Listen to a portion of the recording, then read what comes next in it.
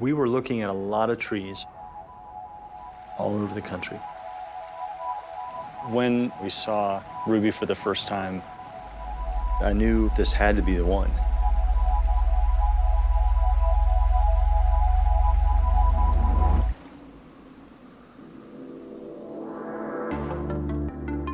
Done a lot of plant exploring in Costa Rica and other parts of South America.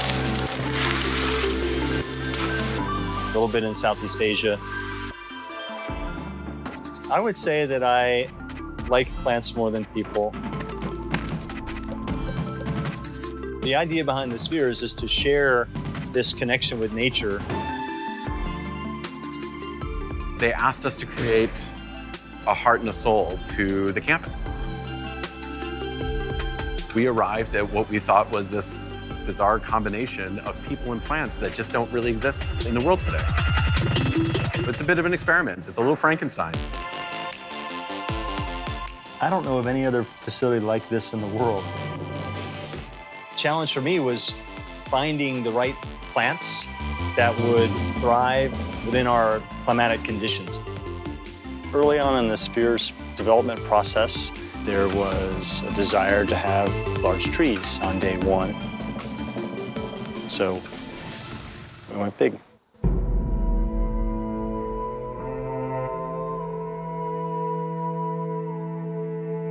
We visited Barrowwood Tree Farm down in Somos, California.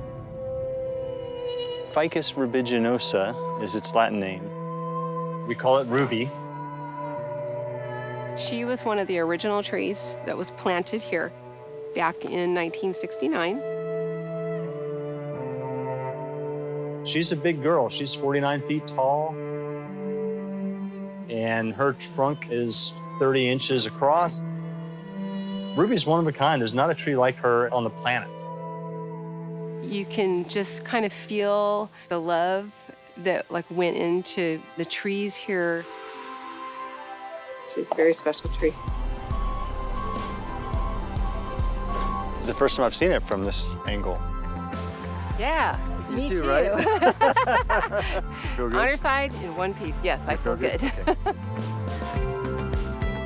So Rosario, he figured out a way to do the rigging to hold the tree in the right position. Si you tie one branch wrong way, it's broken. Sí, ahí ponle un amarre o algo. Nothing slipped, nothing broke. I know Rosario is very pleased. He's just smiling. Ruby is one of the largest and oldest trees to go out of here. It's kind of bittersweet in a way. Ruby's going to be traveling for several days, going through the desert, and then going through a mountain pass.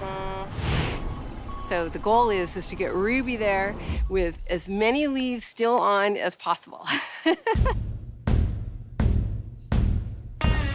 My name's Joshua Kenneth Thomas.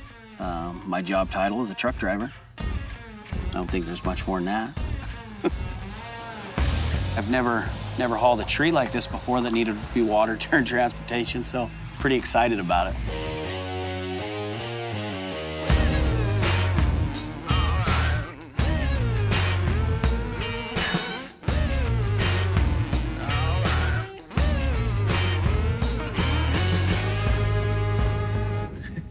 My biggest concern on the road trip is that we lose the intern. He just started a few weeks ago, and he really knows nothing about the tree, but he's jumping right into it. He's really excited. For me, this is easily an adventure of a lifetime, getting to do something this cool and this rare.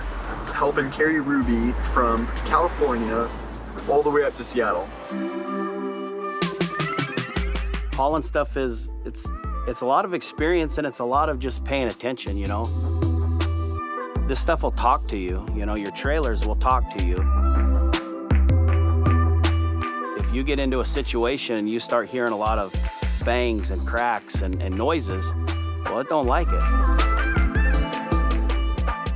Today, we still got about 200 plus miles to go.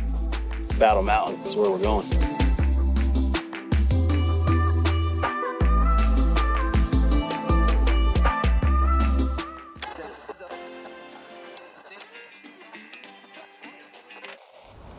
Well, we did our morning walk around, had to tighten some rope.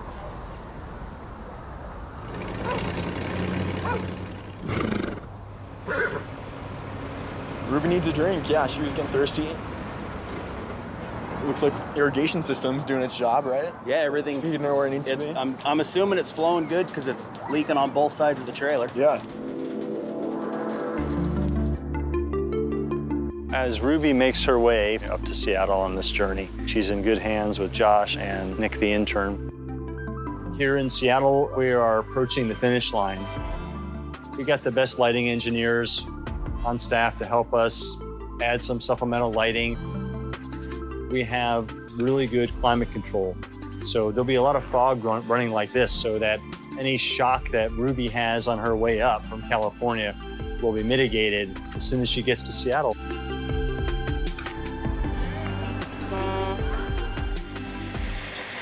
And it's only about 60 degrees this morning. So that beats the 100+ degrees we had in Las Vegas. Good? Yeah, we're doing great. Okay. So we're best buddies now. Well, a little over 100 miles to get to Portland. When you're just hauling general freight, or you just kind of put it in the back of your mind and you get to where you're going. To have something that actually is living, it puts a little more pressure on you. I was just wondering what you were hauling there. It's a 50-foot ficus tree. Wow. I thought it was a super secret military helicopter right there. Getting closer to Seattle, marching closer and closer every day. Okay, we're getting pulled over. Hey, have a good day. Thank you, sir. Okay, well, can you wait for like my face to flush down, or is it? So I've never been pulled over before, so we learned a lesson. We're gonna go the speed limit the rest of this trip. And yeah, I screwed up a little bit. Today's our final push. We'll pretty much go straight up I-5, head for Seattle.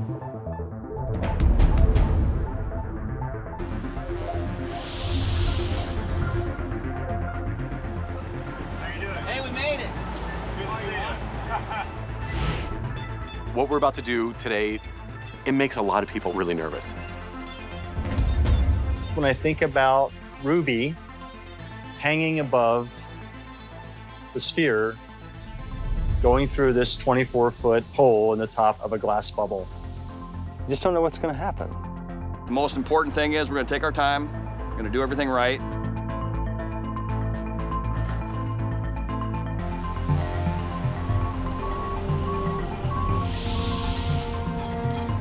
On the first attempt, we heard a loud snap.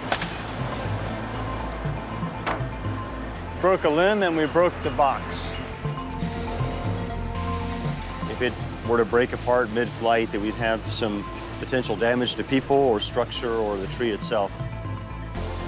But our team is up for the challenge. The metal box was built over the weekend and tested. We're gonna get this done today.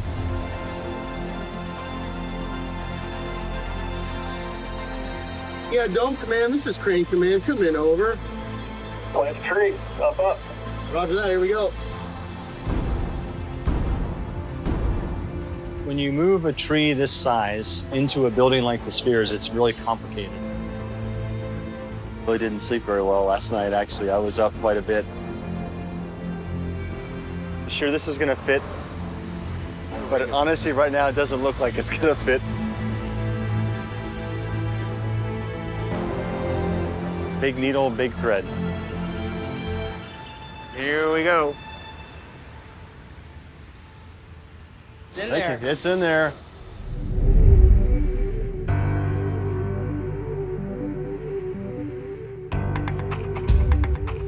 Awesome. 3 years. 3 years in the making.